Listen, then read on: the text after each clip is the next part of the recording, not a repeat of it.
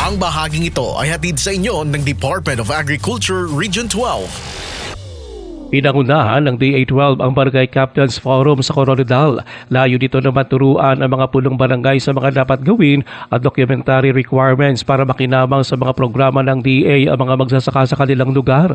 Kabilang sa mga ito ang Farm to Market Road o FMR Development Roadmap, LCAC at Registry System for Basic Sectors in Agriculture o RSBSA. Ayon pa kay DA12 Regional Executive Director Roberto Perales, mahalaga na direktang mayatid ang mga serbisyo ng DA sa mga barangay. Ito ayon pa kay Perales ay upang matiyak na maabot ang mga nasa grassroots levels at mapapakinabangan ng tunay na mga magsasaka.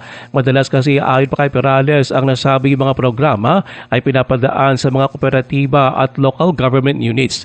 Tiniyak din ni Perales na handang magbigay ng technical na training sa mga magsasaka sa mga barangay ang DA12. Kaya sa totoo lang, hindi ko ka umabot. Kabala mo, kung hindi sa kooperatiba, agi lang kami sa munisipyo, hindi kami kalusot sa barangay level. So, di patawag ta ka mo sa bukid. Ikaw una ko, paano ko kamulusot dito? Nga ang butang, nga permi lang sa kooperatiba, nga way sa tao. Si DA12 Regional Executive Director Roberto Perales, Ruel Usano, NDBC Bida Balita.